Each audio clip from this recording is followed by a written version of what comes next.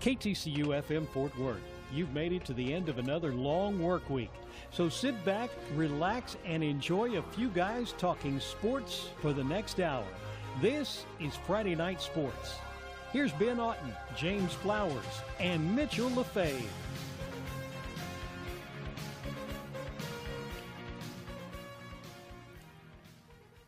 Welcome to Friday Night Sports. I'm Ben Otten. Alongside me are James Flowers and Mitchell LaFave. We've got a lot of football to talk about tonight. A big rivalry win for TC this past weekend, and they go on the road and take on a top 10 team tomorrow afternoon. We'll get to all that as well as recap another crazy Saturday of college football. We'll get to some NFL headlined by a surprising Dallas Cowboys loss in Denver, and we'll even talk some baseball as the MLB season is nearing a close.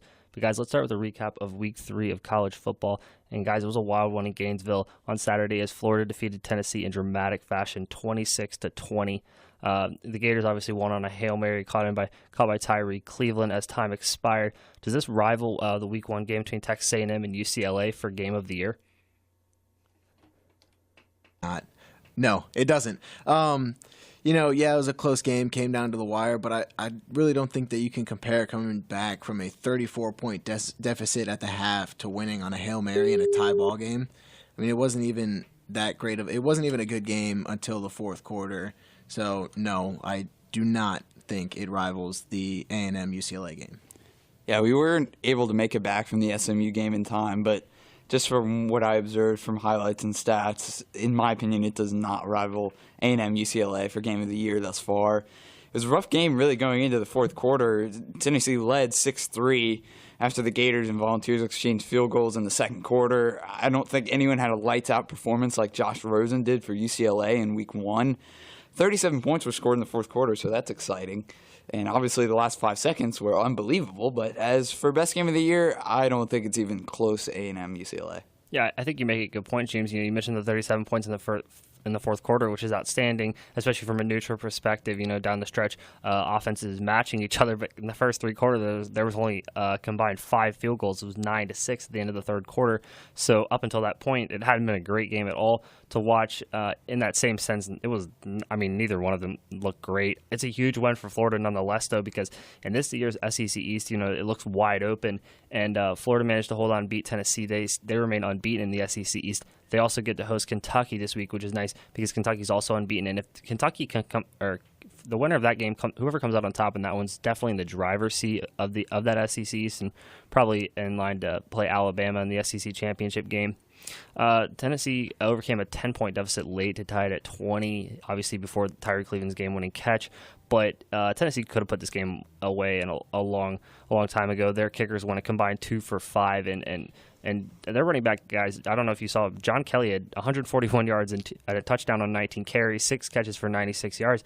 This is a guy that sat behind, Jalen Hurd and Alvin Kamara last year, third-string running back coming in his first season for Tennessee as a starter, and he's really taken the reins of this offense because their quarterback, Josh Dormady, has not played well. If Tennessee can find some quarterback play, I think they'll be all right, but as of right now, they do not look that good. And considering how well he ran against Florida, didn't they not run him on the 1 yard line? I think that's what I heard. So what drive was that? I don't know exactly what drive, but I heard that they didn't really get the ball to him near the goal line, and that cost him. So they pulled the Seattle Seahawks in the Super Bowl? You could say that. Yeah, obviously I don't think any of us saw the game. Maybe you, Mitch, but I know me and James only saw the Hail Mary because it came out at the same time as the TCU game, so didn't really have an opportunity to watch this game. But definitely a fun one, especially for the only couple seconds we caught it. I will say it was, Ben, you kind of mentioned it, but it was impressive for Florida to knock off a ranked Tennessee team, especially without Jordan Scarlett and Antonio Callaway again. And the Gators really could be without Callaway for an extended period of time. He's one of 3 players facing charges of felony grand theft. That's fairly recent. Not only could he miss multiple games, but it's possible that in time he might not even be a student at the University of Florida much longer. So they've kind of got to get used to playing without him and find different players to target because as good as he is, he's got too many off-the-field issues. Yeah, definitely a big loss for quarterback Felipe Franks or Malik Zaire, depending on which direction Coach Jim McElwain decides to go moving forward. That's a big loss to the wide receiver position because both those Florida quarterbacks have not exactly taken over and taken that number one spot. And so now looks like they'll be without their projected top receiver for the entirety of the season. Let's stay in the SEC, move on to another exciting game, Mississippi State. What a showing from them. They hosted LSU, 12th-ranked LSU this past weekend and won handily by a score of 37-7. I know it's a name probably not many people know about, but Mississippi State quarterback Nick Fitzgerald has been outstanding to start the season. Does he deserve even a look as an early Heisman candidate? I know there are obviously a bunch of bigger names ahead of him. I mean, for me, I don't really think so. He's definitely good. He's started out pretty well, but right now, nothing for me jumps out as like a big Heisman guy. He's got a decent arm and he's good on the ground, especially for how big he is. But right now, I wouldn't consider him an early Heisman candidate. Well, according to Daniel Jeremiah from NFL.com, he's spoken with many NFL scouts, and they all say that Nick Fitzgerald is the best quarterback in the SEC. Does that make him a top Heisman candidate? Certainly not. But does he deserve a chance at the Heisman? Absolutely. Entering Saturday, LSU had allowed just one touchdown in 3 games to start off the 2017 season. Their biggest game was in Week 1 against BYU, but LSU felt Nick Fitzgerald's double threat attack, and that's what makes him so tough to lock down, because if he can't beat you with his arm, he'll beat you with his legs. I think he at least deserves some consideration early on after Week 3. Yeah, definitely a marquee win, and I know that most guys that have won the Heisman in previous years have had a Heisman moment. I don't know that this game Nick Fitzgerald had one moment in particular, the Heisman moment, but anytime you beat LSU by 30 points, regardless of whether you're at home or what this LSU team looks like, it's a number 12 ranked team in the country and a well-respected LSU team. I don't think it's going to be hard for anyone to overlook Nick Fitzgerald as a Heisman candidate, and I think you make a good point, James. He definitely deserves a look because he's the best quarterback in the SEC, and I think pretty much that's a foregone conclusion. I don't think many people will argue with that, especially with the numbers he's put up, but the SEC isn't exactly known for its quarterback play, especially this year. It'd be different if he was in the Big 12 or the Pac-12. I think that statement might be worth a lot more than it is with him being in the SEC. I will say I did see a story today that he was lightly recruited by Power 5 schools. He was a wide receiver in high school, and then late in his high school career made the change to quarterback. And I think the experience of playing wide receiver made him a better quarterback, as he's more mobile and he's really quick. I mean, he runs a 4.6 40, and he's only a junior. I really like where things are headed for him, but it will be tough to compete in the Heisman race with the likes of Sam Darnold, Saquon Barkley, and Baker Mayfield if they keep up the seasons that they've been having so far. When you say he ran a 4.6 40, I mean, he's 6'5". For a quarterback, especially someone who can be mobile like that, it's definitely hard to take down. Right now, I don't know if I would consider him an early Heisman candidate, but down the road, seeing how he does, I think he can make it at least a run. And on the flip side, guys, on the complete flip side, I guess, LSU's quarterback play, in contrast to Nick Fitzgerald, has been atrocious. Danny Etling on Saturday was 13 of 29 for 137 yards, and it's kind of been like a turnstile for LSU at the quarterback position over the past 5-6 years. Freshman Miles Brennan's waiting in the wings. He looks to be another highly touted recruit that LSU was able to get. You guys think it's only a matter of time before Brennan gets a look? Because it's been a couple years now. It's been over a year now. Danny Etling is yet to prove himself as a legitimate quarterback.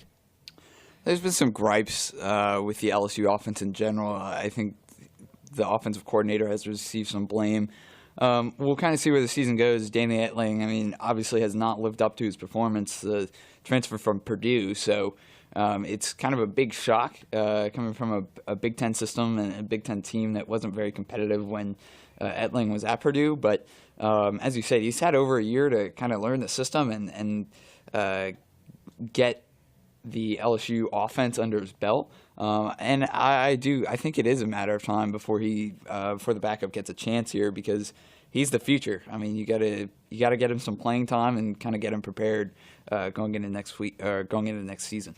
Yeah, I think you're right. He does get a lot of the stick for the offensive struggles over the past year plus, but it's not just him. I mean, this LSU team averages 10 penalties for 91 yards a game. I mean, that has to get cleaned up when you're not exactly an explosive offense. It bailed out Mississippi State a number of times on Saturday night, and it really hurts your offense when you struggle to move the ball as it is. Then you put yourself in less than manageable second and third downs. That really hurts when you're a run-first offense. moving on, but on the flip side, Dan Mullen's an extremely well-respected coach in the SEC for Mississippi State, but they're going to get tested with Nick Fitzgerald. His Bulldogs go to number 11 Georgia next week, and then to number 15 Auburn the following week. So, Mitch, if he's not an early Heisman candidate now, should he play well in the next couple weeks, you'd have to think he will be in that conversation a couple weeks down the road. Another big-time win for the SEC down in Nashville as Vanderbilt knocked off 16th-ranked Kansas State by a score of 14-7. It wasn't the most entertaining game, but guys, in a larger picture, is the SEC top to bottom still the best conference in college football? I think they are the best conference in college football, top to bottom. The only Power 5 conference that comes to my mind that could be as competitive as the SEC would be the Pac-12. USC, Washington State are all strong, and they're all ranked. But I wouldn't sleep on Cal either. They actually beat Ole Miss 27-16 this past weekend. So when I look at the SEC standings, the only eyesores live at Missouri and Arkansas. Missouri had an ugly loss to Purdue, 35-3 at home in Columbia, and Arkansas, of course, lost to TCU. So while the SEC has a couple of down teams, I think overall they are the best conference in college football. Oh yeah, I mean, you pretty much mentioned it. I think a lot of the SEC teams are super balanced all the way around. You know, usually have good. They're good on offense and good on defense. You know, Ben, you mentioned they're not necessarily the best quarterbacks, but still all around, I think they are like the most well-rounded teams in college football. Yeah, there's a saying in the SEC, it doesn't matter what school you are, there's no easy week once you get into conference play. I think that still holds true. A lot of, you know, like James mentioned, these Pac-12 schools, these ACC schools, this can be a topic for another time. We have more time to talk about it, but the top-tier schools in those conferences are certainly catching up to the Alabamas of the world, but I still think top to bottom at the SEC is the best, and I think this Vanderbilt-Kansas State game kind of proves that because Kansas State's, you know, second, third best team in the Big 12, whereas Vanderbilt's at near the bottom of the SEC. Albeit they do have you know, a lot of leadership and a lot of experience in quarterback Kyle Shermer as a junior, and running back Ralph Webb is probably one of the best running backs you guys have never heard of. He's a senior. He's been productive for Vanderbilt all 4 seasons. Started as a true freshman, so he's a great player. But that being said, it's still an inexcusable loss for Kansas State. Outside of Jesse Ertz, this team, I just worry about them. I don't think they have enough guys around him that can make plays. We saw what wide receiver Byron Pringle did to TCU last year when they beat Kansas State on the final day of the regular season, but he hasn't really been all that productive through the first couple games of the season, and they have no running game outside of Jesse Ertz. Yeah, you kind of talked about how the impact of Jesse Ertz. If he can get things going offensively, then yeah, Kansas State is usually in pretty good hands, but we saw a prime example against Vanderbilt that if he's shut down and he can't really pass the ball and he certainly can't run the ball, then Kansas State has nowhere to turn. So I agree. I worry about this Kansas State team as well, but I think it makes Vanderbilt look really good and kind of gives them a bright spot for their program as they're really on the up and coming, not so much on the downfall. Yeah, you know, Ertz was Kansas State's leading rusher in that game against Vanderbilt, and then they did a great job at shutting him down in the passing game. And, you know, he's their guy on offense, so you shut him down, it's going to be tough for Kansas State to win for sure. No, James, I want to go back to what you said about, you know, Bill Snyder and Kansas State building for the future. Or was that Vanderbilt that you're talking about? I was talking about Vanderbilt. Oh, okay, because I was going to say, you know, this has kind of been dubbed as Kansas State's cycle year. They have a bunch of upperclassmen, a bunch of seniors, kind of like what Michigan had a year ago, and this has kind of been their year. Hasn't exactly obviously gotten off to a perfect start. A frustrating loss in Vanderbilt, but this Kansas State team is very experienced. Like I said, a bunch of senior leadership, so I think they'll be all right. They'll bounce back.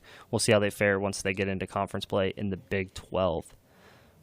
Moving on into the college game day game, it was a fun rematch between number 3 Clemson and number 14 Louisville for about the first quarter, and then the reigning champion Tigers put it on Louisville and Lamar Jackson, winning by a score of 47-21. So, guys, after this game, is Clemson the favorite to defend their title and repeat as national champions?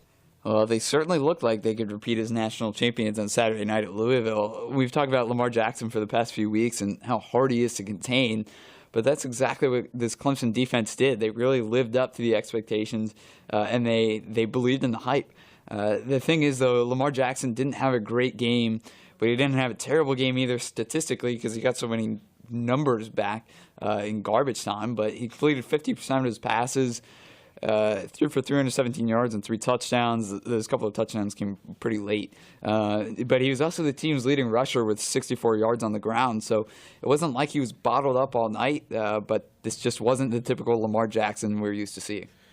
And the Clemson defense, the defense is outstanding.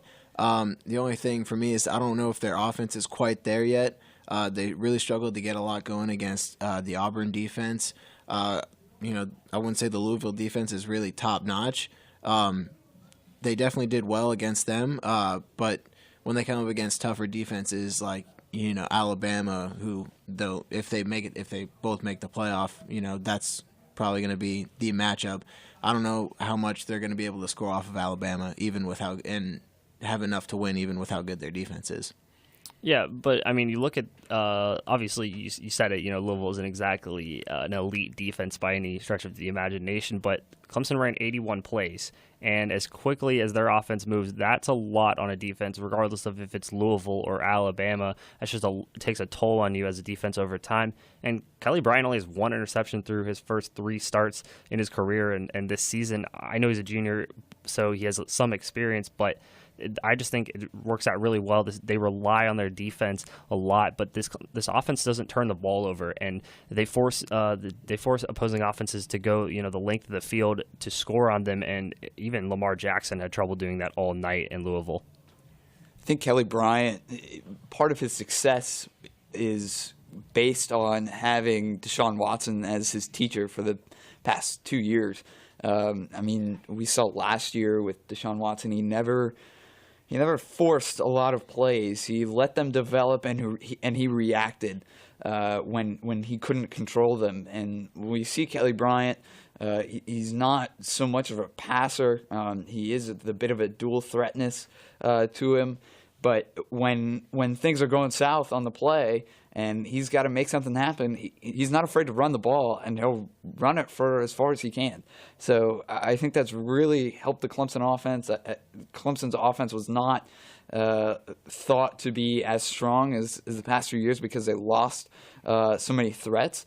But I think credit to the Clemson offense. They've really stepped up this year, and Kelly Bryant has led this team as if he's been at the helm for the past 2-3 seasons.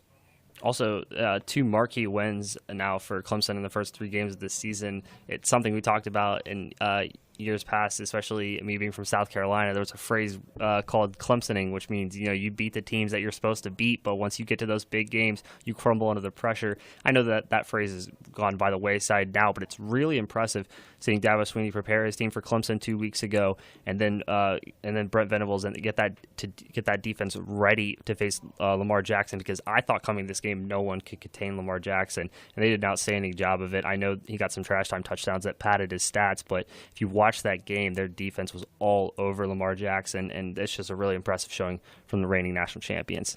Yeah, I'm sure next week we'll cover it, but I'm very interested to see how Virginia Tech prepares for Clemson, because Clemson is coming to Blacksburg.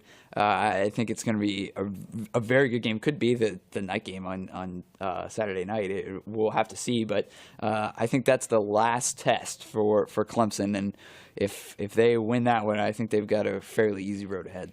Still got Florida State. I know they don't have DeAndre Francois, but it's not a game you can just kind of put yourself in cruise control and walk past. But sure. Yeah. It should be definitely should be a good game between Virginia Tech and Clemson. I'm sure we'll get to that next week.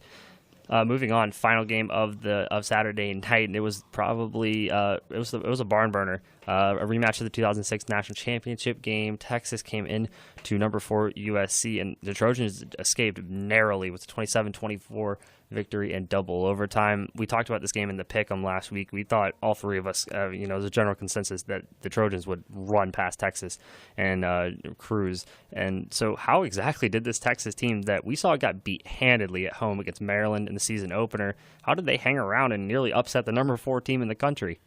I was telling y'all after it was over, it was a good loss for Texas. People, like we're saying, are expecting the Trojans to just completely run the show. But something must have changed with the Longhorns the last couple of weeks. After allowing those 51 points against Maryland, they shut out San Jose State. Yes, San Jose, they're not a big football school. But then they held USC, who had scored 91 points in their first 2 games, 42 of those coming against the number 19 ranked Stanford team at the time, to only 17 points in regulation play. I think they just got really tired at the end and couldn't finish it out. But something about their defensive mindset has improved a lot. You use the term barn burner to describe this game, and usually I think of high-octane offense game, teams just scoring nonstop. This was, as we've kind of said, this was the complete opposite. And I think after the demoralizing performance against Maryland, the Longhorns had to rebound as a team and get Tom Herman his first win to mentally refocus. And I saw that in their performance against San Jose State. It gave freshman Sam Ehlinger his first start, and it gave them a week to put the Maryland game behind them and just reset and refocus 1 week at a time. Yeah, Sam Ehlinger did a great job filling in for the injured Shane Buechele. At least we think it's an injury. It might be Ehlinger's job to lose now at that starting quarterback position. But as for USC, I know it was a struggle, but give credit to Sam Darnold. He certainly wasn't great through, obviously the first 20, 25 minutes of the game, and for the majority of this game, he wasn't very good. But as they say, he's got the clutch gene. We saw that in the Rose Bowl last year against Penn State. He did it again Saturday. He got USC into field goal range in just 45 seconds and didn't have any timeouts at his disposal on that drive. Sam Darnold, it's not been perfect season, but considering, the nearly unattainable expectations he had coming into the season, this is a big win for USC just to kind of get over that hump. And for the Texas defense, this is a huge boost. We talked about Ronald Jones and Stephen Carr as one of the great rushing duos in college football this year, and we just didn't think Texas would be able to stop them, but that's exactly what they did. On 27 rushes, the Longhorns gave up just 75 yards, combined from Jones and Carr. They also got after Sam Darnold, dropping him for 3 sacks and 9 tackles for a loss. While over the previous 2 games, the Texas defense totaled just 2 sacks and 5 tackles for a loss.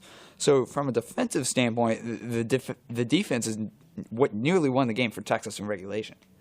Yeah, Texas' defense, especially against the run, did such a great job. I thought USC got too pass happy. They just completely went away from Ronald Jones and Stephen Carr. Sam Darnold threw 51 passes in that game on Saturday night, and it was a close game all the way through. It wasn't like USC was in an uphill battle trying to come back in that game. They had a lead for most of it, so they certainly could have run the ball. 51 passing attempts, I don't really care who your quarterback is unless you're Cliff Kingsbury and Texas Tech. There's no reason to throw the ball 51 times at a game. I agree, but he had a good game. Not really a huge playmaker, kind of a game manager type of deal, but he got the job done in the end, especially with that last 45-second drive was incredible and will be talked about for a long time in USC history. But good game from him and something to work on. He is just a sophomore, so.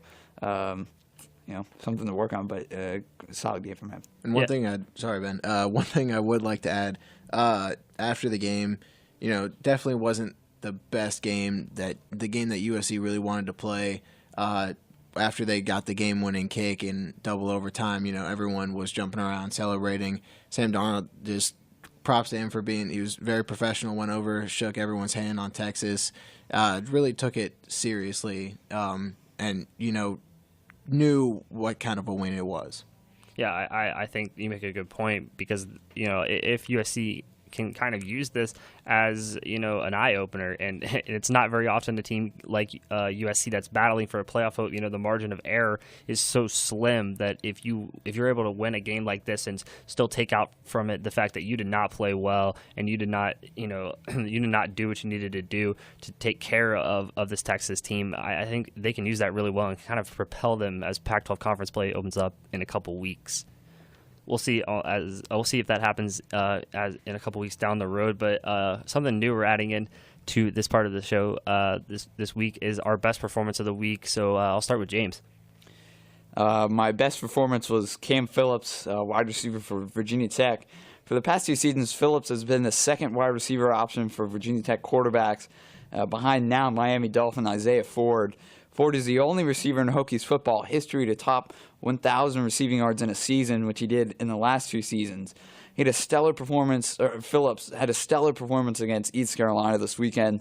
as he racked up 189 receiving yards and 14 receptions and 3 touchdowns. He was named ACC Receiver of the Week, and he currently leads the country in receiving yards with 417 yards on 27 catches. Ford stands at just 6 feet, but not particularly tall for a receiver, but he's been very productive through the first 3 games of the 2017 season for the Hokies, something that certainly excites the maroon and orange of Blacksburg.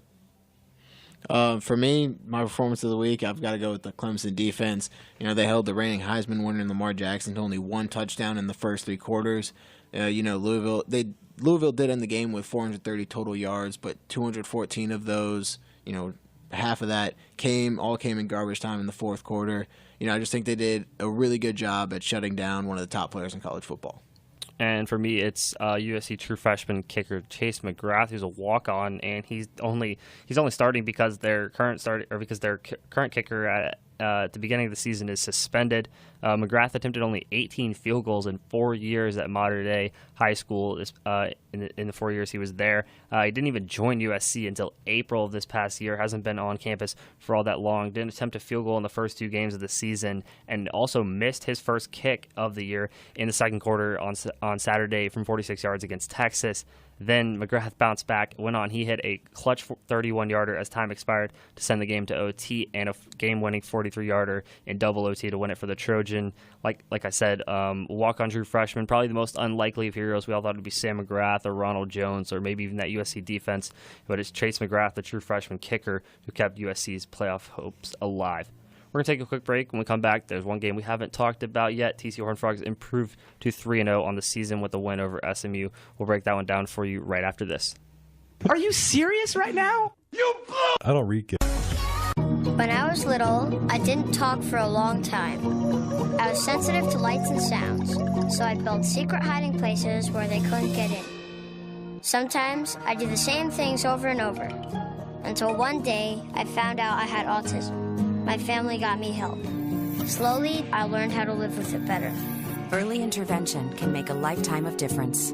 Learn the signs at autismspeaks.org/signs.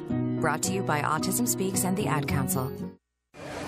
When I grow up, I want to be a new pair of blue jeans. When I grow up, I want to be a kid's first computer. I want to be a warm fleece on a I want cold to be day. a football I want to be stadium. a bike that races around the country. I want to be a bench on a forest trail. When I grow up, I don't want to be a piece of garbage. And if you recycle me, I won't be. Give your garbage another life. Recycle. Learn how at iwanttoberecycled.org. Brought to you by Keep America Beautiful and the Ad Council. Welcome back to Friday Night Sports. TCU football got a big win in the battle for the Iron Skillet, winning by a score of 56-36 over the SMU Mustangs. Senior quarterback Kenny Hill threw for 4 touchdowns, while Darius Anderson ran for 2 more. Frogs overcame an early 12-point deficit to hold on and win the battle for the Iron Skillet for the 5th consecutive year. Guys, takeaways from the TCU's win. Big key for this game was the defense, and really a great defensive game from TCU all around. Might not show it by giving up 36 points, but this was an SMU team that was averaging 56 points a game this season. Cortland Sutton was shut down while he was targeted 7 times. He caught just 1 pass for no yards. Frogs did get lucky with some overthrown balls that could have been caught, but that just speaks to the defensive line getting after quarterback Ben Hicks. Yeah, and you mentioned it, James, the Frogs defense. They did give up 463 total yards and a couple of big plays. It could be a concern going into Big 12 play, especially coming up against Oklahoma State and a very pass-happy team. But there's still a lot of experience on defense. So I think, this will be a learning experience for them for sure. Yeah, the points that SMU put up in the yards, it kind of deceives you because I know Gary Patterson wasn't exactly happy with the way his defense played in this game, but SMU's first 13 points came in large part due to 2 trick plays that caught the Horned Frogs off guard. Not trying to make excuses for that, but some trick plays really helped SMU early on, and their last touchdown was a trash time score when the game was already out of hand. You take that away, SMU totaled just 16 points between those first 2 drives and the last drive. So, outside of the beginning and the end, this SMU offense that came in averaging over 50 points a game was really held in check by TCU's defense, and that was really impressive. And on the offensive side, once again, the rushing game proved to be effective as the Horned Frogs ran for over 250 yards. Kyle Hicks, bit of a question mark heading into the weekend, ran the ball well and caught a 10-yard pass. As for the air attack, Kennedy Snell showed his speed on his 71-yard pitch and catch for a score.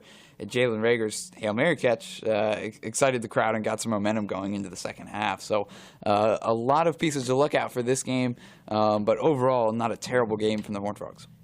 Yeah, you mentioned the running game. Darius Anderson had 14 carries for 89 yards and 2 touchdowns. Kennedy Snell had a touchdown on the ground and in the air, that 71-yard pitch and catch. Kavontae Turpin did pretty well, being in the slot, caught 7 passes for 88 yards, also got himself a touchdown. And, also Kenny Hill went 24 of 30, didn't throw a pick, and also threw for 4 touchdowns. Didn't make the deepest throws, but I think he's starting to make a lot smarter decisions in the pocket. Yeah, I know it's SMU's defense, and certainly not the most daunting defense Kenny Hill will see all season, but 24 for 30, 365 yards, and 4 touchdowns is an outstanding stat line, regardless of who's on what defense you're coming up against. I was like Mitch said, I was extremely impressed with Kenny Hill. I thought he did a great job. Certainly caught some help from some Waxahachie freshmen. James mentioned that Kennedy Snell touchdown and the Jalen Rager touchdown, who are both true freshmen. I thought those were big turning points in this game, and those freshmen really came up clutch when TCU needed them to kind of give the Horned Frogs some momentum, especially Jalen Rager's giving TCU the lead going into halftime, and then Darius Anderson capped the opening drive of the second half with a 4-yard touchdown, and TCU kind of took full advantage of that Hail Mary catch, adding to their lead. And they were up by 13. I think SMU cut it back to 6 in that game, but it was pretty much all Horned Frogs in the second half. Well, Gary Patterson talked after the game. He was happy with the victory. Of course, it's always good to get a win and go 3-0 in non-conference play. But he wasn't thrilled with the victory. He saw some things that the team needs to improve on. He was not happy with Sean Nixon spinning the ball in the end zone after scoring a touchdown. We kind of talked about that earlier, but a few too many turnovers. He said that he gets more nervous for when they play SMU than he does for about any other game during the year, because everybody expects TCU to win, and SMU is probably most prepared and most motivated to play TCU out of any other game during the year. Yeah, we saw that, I think, especially in the way SMU kind of opened the game, getting the ball to start the game, and they come out with a couple trick plays on their first 2 drives and score touchdowns in 2 opening drives. Kind of put this TCU defense on the back foot. I thought their experience, especially in that secondary, was able to kind of settle everybody down on in that group, and they really did a great job. I know Ben Hicks, their quarterback, still managed over 300 passing yards, which is definitely worrisome because the Horned Frogs have to go up against Mason Rudolph for Oklahoma State this coming weekend, so that'll be a real test. But all in all, defense did its job, offense did its job. I've said it pretty much every week now. It was another just kind of as expected win. We knew there'd be a lot of points in this game. There was. The offense played just as well as it needed to get the win, and that's a sign of a really experienced team. And Mitch said it. Kenny Hill really didn't try to do too much, and I think we'll talk about the Oklahoma State game in a little bit, but I think that's really key. As long as he plays his game and he manages the offense and doesn't try to force a whole lot, I really think TCU could be in a very good spot going forward for the whole season, really, not just Oklahoma State. We're going to take another break, and when we come back, we'll move on to some NFL talk, some big games on Sunday. Notably, the Cowboys getting beat very handedly by the Denver Broncos by a score of 42-17. We'll talk about that, what happened to the Dallas Cowboys in that game, right after this. Type 2 diabetes is a serious chronic health threat in America. It affects tens of millions of people. Many people who have the disease don't know it. Diabetes can cause health problems such as heart disease, strokes, amputations, and blindness. Talk to your doctor, get screened if you're at risk, and learn how to avoid becoming one of the millions of new cases of diabetes each year. You can help prevent type 2 diabetes. A message from CDC and HHS.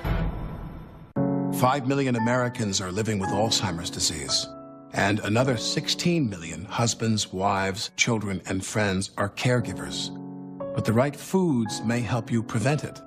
Vegetables, fruits, whole grains, beans, the same foods that fight diabetes and heart disease can also keep your brain strong and memory sharp. Let's eat right to fight Alzheimer's. Visit eattofightalzheimers.org. Welcome back to Friday Night Sports. I'm Ben Otten, alongside me, James Flowers and Mitchell LaFave. Let's talk some NFL, guys. Recap of Week 2. Big game, definitely, in terms of offense and what we thought it would be between the New England Patriots and the New Orleans Saints. Patriots obviously coming out on top by a score of 36-20. Guys, thoughts on the Patriots' bounce-back win after losing to Kansas City in the opener? Well, good thing for the Patriots is that they didn't face a high octane offense like they did in Kansas City at home in Week 1. A very strong game from Tom Brady. Very good rebound game for him. Lucky enough, I have him on my fantasy team, so I'm pretty happy about that. And Rob Gronkowski got in there a couple of touchdowns. Well, I guess just one. So great for him. The only worry for the Patriots is Gronk going to stay healthy for the whole season? But really, just another typical Patriots win. You can't really say too much about it. When it seems like when they're down and out, they'll come right back again. So really, if I was a Patriots fan, I'd be very happy to see the Patriots come back like this. Yeah, like you mentioned, it was a great comeback game for the Patriots, and again, typical Patriots offense. You'd see Tom Brady was 30 of 39 for almost 450 yards, had 3 touchdowns, and Gronk, going back to leading the receiving core, almost, had 6 receptions for 116 yards. A good rebound, especially for him after Week 1, and something I guess you typically don't see in the New England offense. Mike Gillislee had 18 carries for 70 yards. Did have a rushing touchdown. It's, at least for me, I think it's cool to see the Patriots actually running the ball a bit more than usual. Yeah, it's a fair point. But I will say, guys, all 3 New England touchdowns all 3 Brady touchdowns came in the first quarter. I know Mitch, you said they started to run the ball a lot more this season. Mike Gillislee has 4 touchdowns on the ground through 2 games. But is that a bit worrisome for the New England Patriots that they didn't have a passing touchdown outside the first quarter? That's a good point. I guess you could say that could be worrisome going forward. You don't want to lose your the octane that the receivers have. I guess just have to be worked on going forward. And then on the flip side, New Orleans struggled offensively today. Adrian Peterson only has 14 carries through 2 games now. Are the Saints misusing him, or should AD have expected this type of workload coming to a pass-happy New Orleans offense with Drew Brees at the helm? Well, when he was with the Vikings, the difference between the two teams, when he was in Minnesota, he was their running back. They drafted him. He had a career there, and he was successful in Minnesota. But while in New Orleans, he's been thrown into the fire a little bit. He's the experienced veteran, while Mark Ingram has been in New Orleans since he was drafted out of Alabama in 2011. And to be fair to the Saints, while I'm sure Adrian Peterson expected to be playing a little bit more, Peterson and Ingram both have 14 carries on the season, but Peterson is averaging just 3.1 yards a carry, while Ingram is averaging 4.9 yards a carry. So we're only in Week 2, going on to Week 3. It's going to take some time for the Saints to figure out how to use both running backs effectively. But again, however much you produce on the field is going to translate to how much you play, really. I guess you could say you could kind of be expecting this. New Orleans, it's Drew Brees at the helm. You know that they're going to be a more pass-happy offense.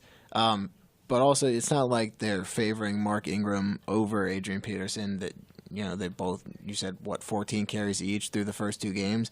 So they're just not running the ball in general. Yeah, I think you make a good point, Mitch. It's kind of going along the lines of Adrian Peterson. Should have known this going in. I think in his mind he had to have thought, I'm going to give up some carries and some touches, but hopefully for some wins. Unfortunately, the Saints. Are they 1-1 now? They win the opener? No, they're 0-2. So the Saints fall to 0-2 now. So certainly hasn't worked out the best for Adrian Peterson. Moving on, Fox NFL Game of the Week. Dallas Cowboys went on the road and played the Denver Broncos, and Denver won 42-17. Certainly an eye-opening score, but what was the more eye-opening stat line in this game? Ezekiel Elliott's 9 carries for 8 yards, or Trevor Siemian's 4 touchdown passes for the Broncos? For me, Zeke's yardage was the most surprising stat line in this game. For me, he was criticized this week for really a lack of effort in chasing down Chris Harris's interception. LaDainian Tomlinson actually weighed in and said that he had already quit on his team. But to be fair to Zeke Elliott, he didn't beat around the bush. He said that he was indeed frustrated, and it was uncharacteristic of him to not go all out. I think for him, this is really just a little bump in the road. They played Arizona this week on Monday Night Football. This is the same Arizona team which was gashed by Detroit in Week 1. I think Zeke will return to normal against the Lions. Yeah, it definitely did seem like Zeke quit on the offense. It is, odd to see that the Cowboys would only give him 9 carries, considering, how productive he's been in the past. But, also you definitely got to give credit to Trevor Siemian. 4 touchdown passes is not something that, people would really expect from him. Yeah, I mean, this Dallas defense, like you were kind of getting to, Mitch, they got exposed, and I think this is a weakness for Dallas Cowboys. You give up 42 points to a Denver team with, Trevor Siemian's a good quarterback, but not a great quarterback. And C.J. Anderson, he's been up and down all season. He had over 100 rushing yards and a touchdown against the Cowboys. I think this game will kind of show Dallas they've got a real problem on the defensive side of the ball. They just let too many guys go from a year ago. This offense can score with the best of them, and they can really hold on to the ball, but the defense is a big problem in Dallas right now. Yeah, that's a little, as you said, it is a little bit worrisome because it kind of leaves that division wide open. The Giants really haven't shown me much. They're 0-2, of course, and Washington is a bit up and down, too inconsistent. And Philadelphia, we really don't know.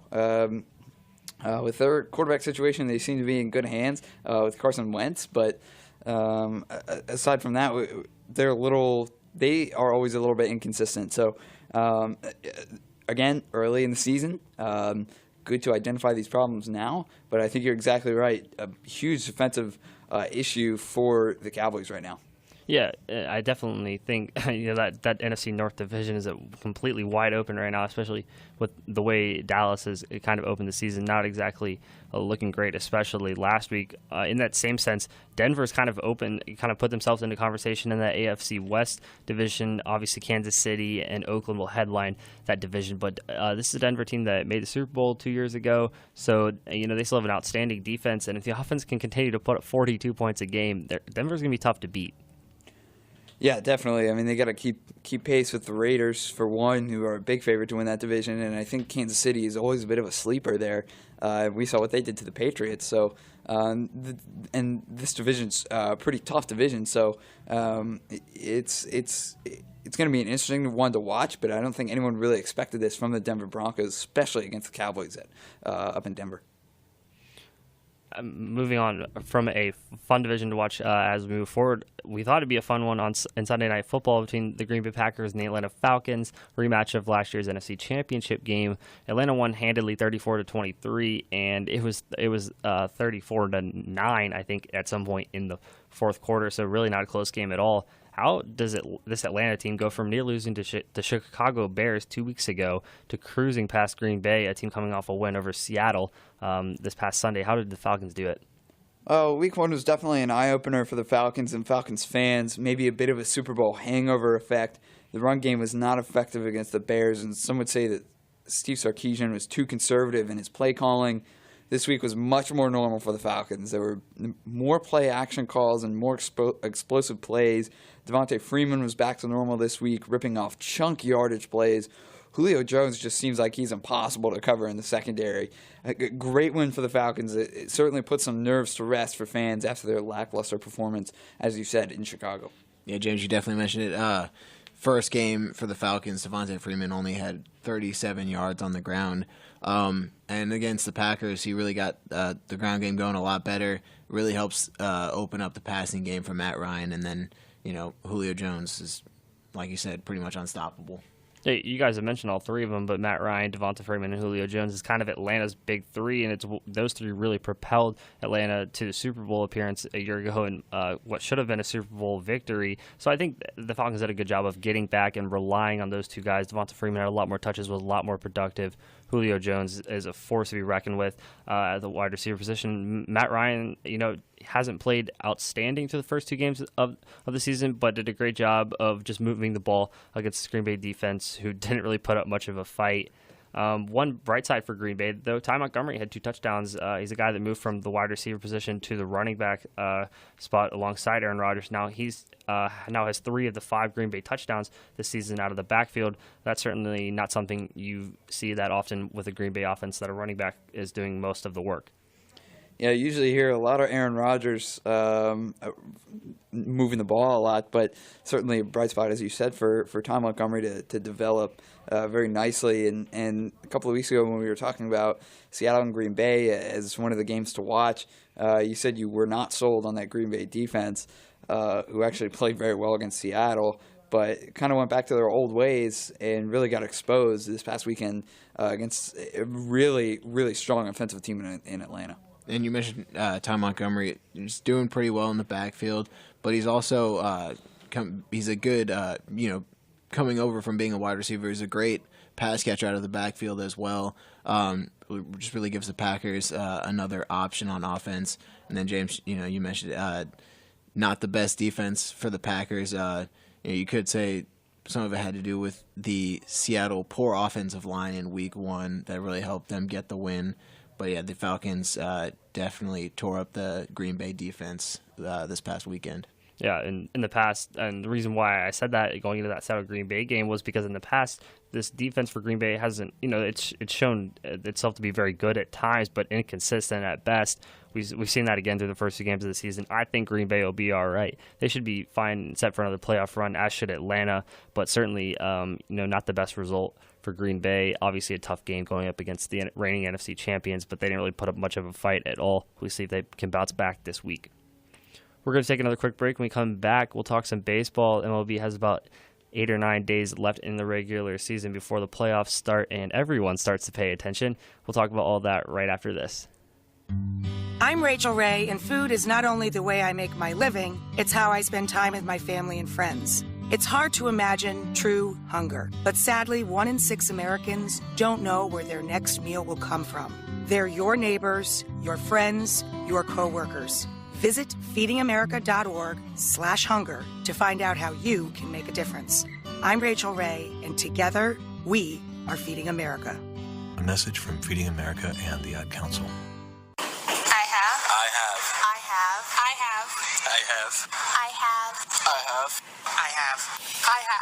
I have an eating disorder. People of all sizes struggle with disordered eating. Eating disorders affect people of every age, race, gender, and socioeconomic status. Eating disorders do not discriminate. Get the help you need now before it's too late. Welcome back to Friday Night Sports. Let's talk some baseball, guys. Let's start with in the NL East. Philadelphia Phillies are at the bottom of that division, but certainly have a bright spot in left fielder Rhys Hoskins, who's burst onto the scene over the past month or so, is looking like a real bright side for the Philadelphia Phillies. And James, I know you mentioned it kind of coming up with this, but is he a true NL Rookie of the Year candidate, or is Cody Bellinger still the clear favorite? Well, numbers-wise, he's certainly eligible and should be considered for it. He's reached 18 home runs and 39 RBI faster than anyone else in history. Gary Sanchez last year was eligible and finished second in voting. So, it's really going to be up to the voting. Honestly, I think Cody Bellinger should be the clear-cut favorite. He's proved that he can stay fairly consistent all season. He can mash, as can Rhys Hoskins, obviously, but I think Bellinger just has a bigger track record and more of a selection to choose from. Yeah, I'd say it really sucks for Rhys Hoskins that he called up when he did, because he's lost. For award's sake, he's lost rookie status for next year. And the way he's playing now, if he could have kept it up into next year, he definitely would have won Rookie of the Year. But yeah, with Cody Bellinger, there's no chance for any of there's really no chance for any other rookie to win Rookie of the Year in the National League at the end of May. Yeah, I just think Bellinger's been the favorite for, almost a couple months now. It's hard to see anyone overtaking him. Rhys Hoskins is certainly a great story, bursting onto the scene in the way he did, becoming the quickest player to hit, I think it was 11 home runs in his MLB career. It's been great for the Philadelphia Phillies, but like you guys have said, I just don't think this, for the pure fact of sample size alone, Cody Bellinger has been better over a longer period of time, and I think that ultimately gets him the NL Rookie of the Year. But Rhys Hoskins could certainly finish second in that in that voting, which is nothing to hang your head on, and considering he's only played in 40 games so far this season. I will throw in a little bit of history that Willie McCovey won the NL Rookie of the Year with 192 at bats in 1959. Hoskins has 115 at-bats as of today. Willie McCovey hit 13 home runs and slugged .656 and 192 at-bats to win. Phillies Rhys Hoskins has 17 home runs and a .784 slugging percentage and 116 at-bats. So obviously a much different time in history, and who knows, the other players aren't playing at the point. But I think it's an interesting comparison from 60 years ago to today. Yeah, I mean, I think it's definitely interesting, but I would like to believe that when Willie McCovey won that award, there wasn't anyone like a Cody Bellinger who kind of came out of nowhere in the beginning of the season and has hit almost 40 home runs on the year. I think Willie McCovey probably won, obviously, I don't know, but he probably won that award because there wasn't anyone else that had kind of taken that award, had kind of taken it early on in the season like Cody Bellinger has. Right, of course. Definitely a different time in history, and I don't know the situation surrounding it, but it's always kind of fun to compare today's numbers to yesterday's numbers, yesterday being 60 years ago. Yeah, we talked about a couple of guys who have really torn the cover off the ball, especially Rhys Hoskins in only a short time he's been up in the MLB. This past, I think it was maybe last week or the week before, the MLB just broke the record for most home runs hit in a season as a league. They also have the most home runs hit by rookies in a season. Aaron Judge is closing in on the individual rookie record. We talked about Cody Bellinger. Matt Olson for the A's has, I think, 12 home runs in September now, and we've still got 9 or 10 more days left in the month. Giancarlo Stanton's closing in on 60. Mike Moustakas for the Kansas City Royals has been outstanding. All these young guys coming up, especially Cody Bellinger, Aaron Judge, Rhys Hoskins, hitting all these home runs. Is this good or bad for baseball? And it sounds a weird question, but what do you guys think about that? Well, I think a little comparison. In 2017, 64 players have 25 or more home runs. In 2014, 27 players had 25 or more homers. It really tells you that the power game that baseball is going through right now is significant. There's more of an emphasis on power pitchers versus power hitters, batters trying to get a better launch angle and get power underneath the ball to get it out of the park. With more home runs, we see more strikeouts. We'll see more than 6,000 home runs in 2017, but we'll also see 40,000 strikeouts in 2017 for the first time ever. The game of baseball it's changing. I think people like to see the long ball. It's entertaining. I can pose a question to you guys. Do you think they are juicing the baseballs this year? I haven't really thought about it, but I would say no, just off the top of my head. Yeah, I don't know all that much about it, so I'd have to say no as well. I mean, I don't quite know the whole deal behind what juicing baseballs would be, but for the game of baseball, I think a lot of people, they like to see high-scoring games rather than pitchers' duels, at least for some entertainment-wise. It's just food for thought, I guess. Yeah, it's definitely an interesting conversation and one we could go on for a long time, but we are running short on time. So let's jump into TCU Oklahoma State college football. Big matchup between the number 16 ranked Horned Frogs and the 6th ranked Oklahoma State Cowboys. Another big test for this TCU defense going up against Mason Rudolph and wide receiver James Washington. Oklahoma State's average 54 points per game, and the last time TCU went to Stillwater, Cowboys won 49-29. Can TCU go in to Stillwater and get a win this time around? It says something about Oklahoma State when Mason Rudolph has yet to play in the fourth quarter of this season. The average margin of victory over the last 4 games is 35 points. Rudolph has passed for over 1,100 yards and 11 touchdowns. Oklahoma State scored a touchdown in their first 7 possessions last weekend at Pitt, which, funny enough, the Panthers were actually offering students free beverages if they stayed to watch the second half, which at that point was 49-14. So wow. I don't know how many students actually stayed. I probably wouldn't have, but. Free beverages? I don't know. I mean, you don't really expect much at Pitt, especially with Oklahoma State coming to town. You probably kind of thought, I'm right, so I would have stayed. Well, luckily you saw a better game this week than that one. But and sophomore Justice Hill, rushed for over 1,100 yards last season. So far this year, he's averaging 6.5 yards a rush and ran for 250 yards so far this season. A lot of offense up in Stillwater, and this is going to be a tough one for the Horned Frogs, no question. Yeah, the Oklahoma State passing game is just absolutely ridiculous. Mason Rudolph, in the same amount of games as Kenny Hill, has 5 more completions and 10 more attempts, but has thrown for 400 more yards.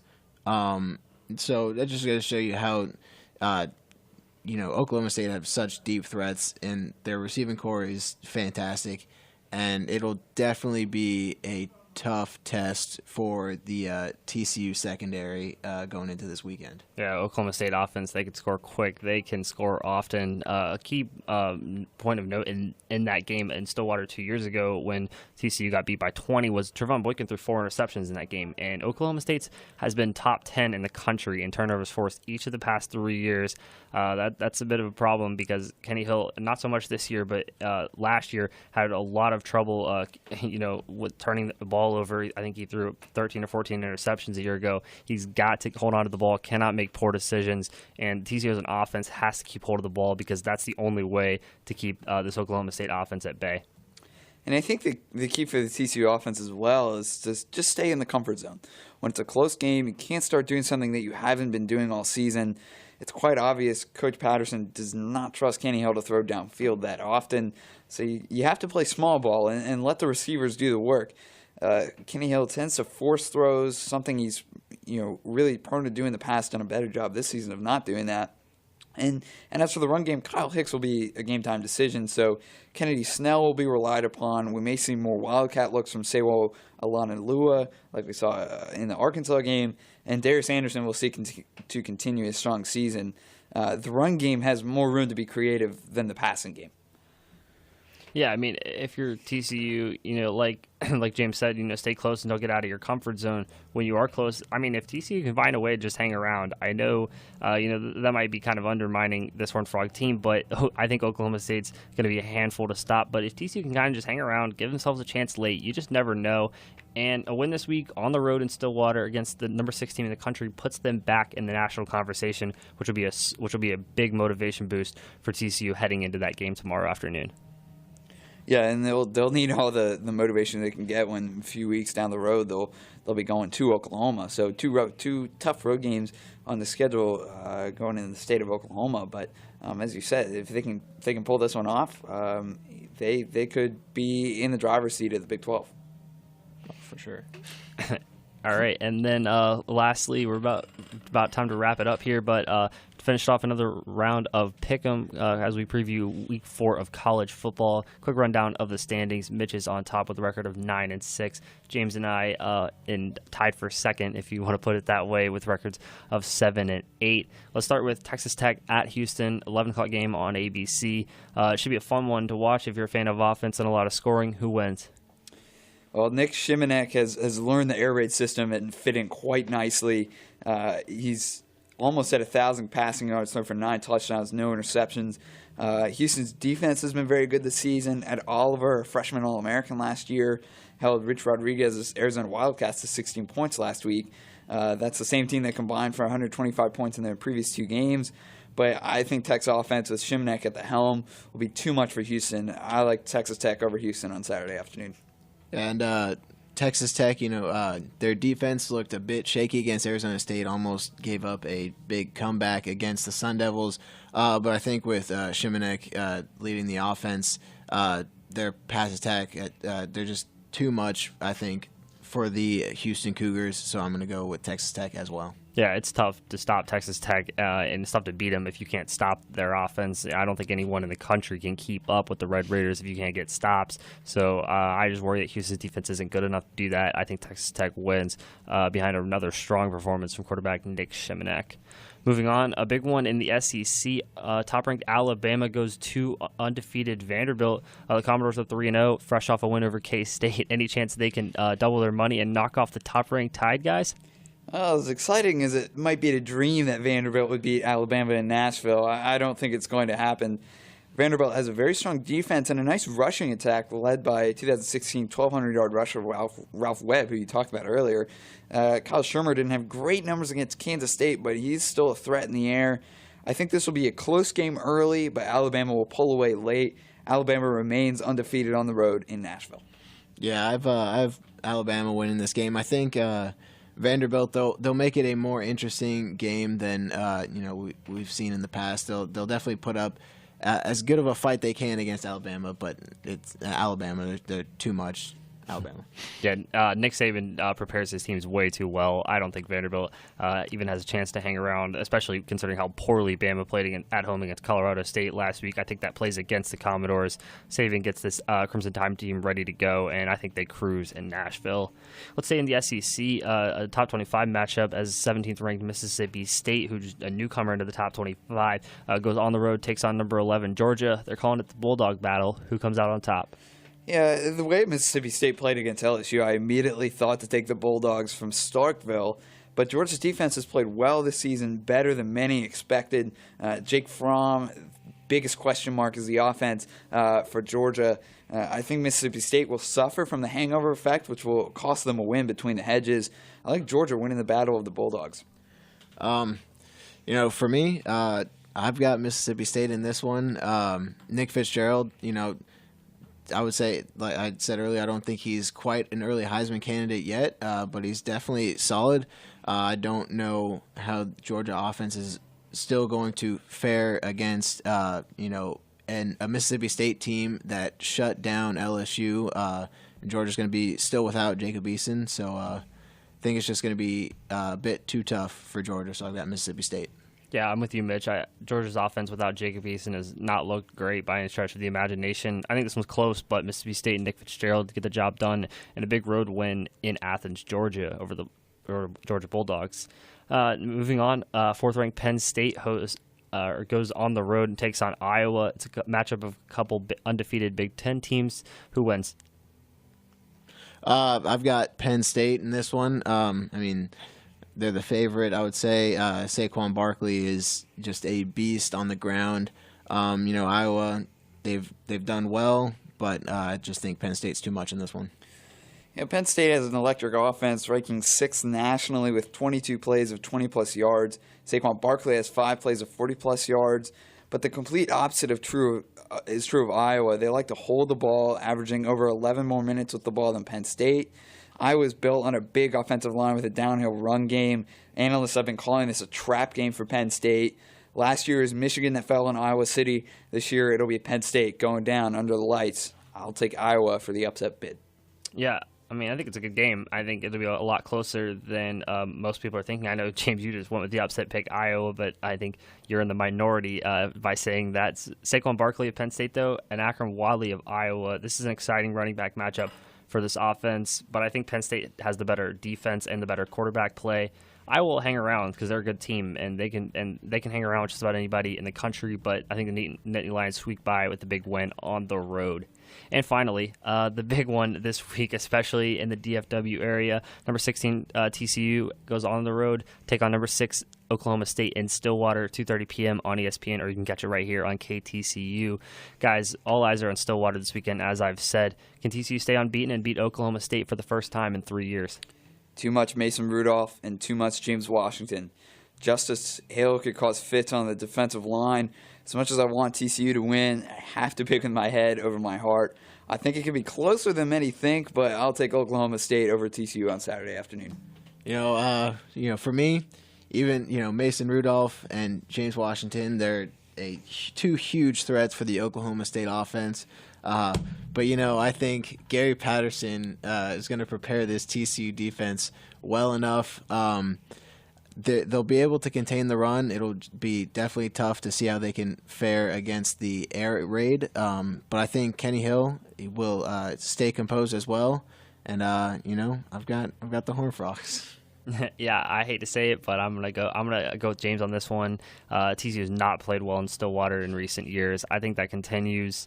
I was talking about one of my friends from back home. He called TCU a pleasant surprise. Well, the issue is, that's nice and all, but it's not exactly a good thing.